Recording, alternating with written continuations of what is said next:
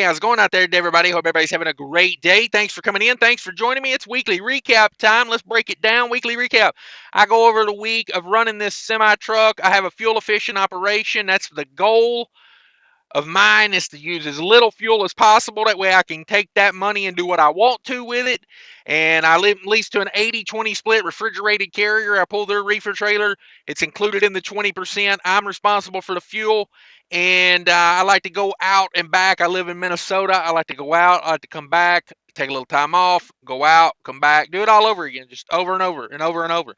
And that's the goal of what I do. So if there's anything I forgot, I'm sure there is. I'll get to it. I don't go over fixed cost. At the end, you'll hear me say something like, "If you stick around, you will." You'll hear me say, "This is the money left to do what I got to do with." And at that point, that's when you would already have smashed the like button by then, I would think. But let's talk about it, okay? So I ended the week last week on a load to Indianapolis. So I did not get it was like, 6 days. So I didn't include this next load. So we're going to start the week on a back haul this week. Kentucky to Minnesota, $2,000, 35,000 pounds, 30 degrees, 163 empty miles to go get that bad boy. 765 loaded miles, 928 total miles for about $2 a mile on a back haul.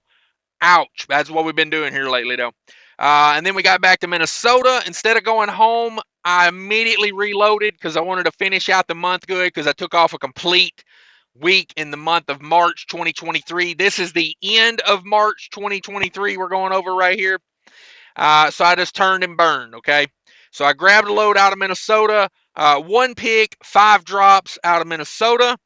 And that load was 30,000 pounds, negative 10 degrees, 113 deadhead miles to go get that, 1388 on the loaded. If you count up all 5 stops, it was 1388.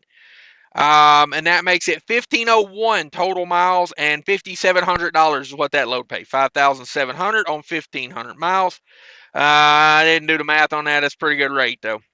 All right, let's break it down here.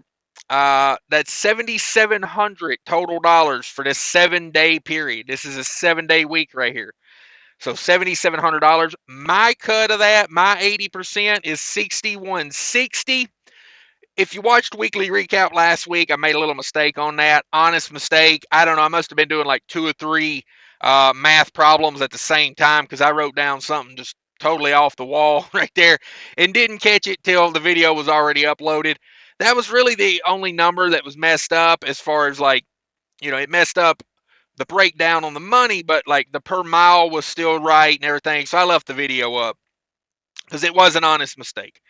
So I did 2,429 total miles for the week. 276 of that deadhead. We're still deadheading a lot because we're still in that low volume market.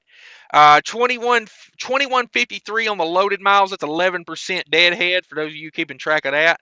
Like I said, it was a 7-day week. Let's break down the per mile here. 317 all miles. Every mile the truck turned made $3.17 a mile. My 80% of that is $2.54 a mile. And a loaded mile was $3.58 a mile. Woo! Man, wish I could stay on some freight like that. So let's go over the fixed cost. Excuse me, mistake. I don't go over the fixed cost. Let's go over the variable cost, because I don't talk about fixed cost. You'll just have to put in your own fixed cost. So I've spent $1,047 on diesel. Diesel just keeps going down here. On the way back to the house the other day, not on this week, I'm going over here, but on the way back to the house the other day, I found fuel for $3.58 in Illinois. You subtract the ifta out of that, I'm down to like $2.83 a gallon there. Whoo, come on with it. Good times. So 1,047 on diesel for this week we're talking about right here. $73 in reefer fuel, 26 on DEF. I did pay for a parking spot, $19 on parking, and $132 on tolls going out there. So I go around the Indiana as much as I can. That saves me $58 a go. And this went across the top of 80. I don't remember. Minnesota to Pennsylvania was this one. Minnesota to Pennsylvania. So I went across 80. So really, I just paid some tolls going through Chicago. I paid some tolls in Ohio, and then I paid some more tolls like on the far side of Pennsylvania. So not bad. Felt good not taking the PA Turnpike for once and paying that. But $132 in tolls, that gives me $12.97. $12.97 total variable cost. We bring over my 6160, my 80%. You subtract that $12.97 out of that, and that's going to give you $4,863. And I put 500 of that into my maintenance account. That left me 43.63 left to do what I have to do with. So overall, a very good week. Like I said, I took the first week off of March, and I basically ran 3 weeks in a row, which normally I do not do. That was a little bit out of my character, but I figured I took off like a 9-day period there at the beginning of March, so we kind of went ham toward the end.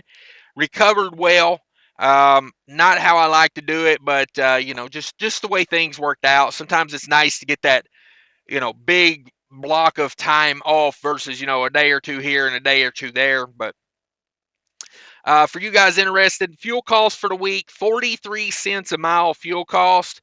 Really starting to get that down. We're starting to get warmer weather, so the truck's digging that.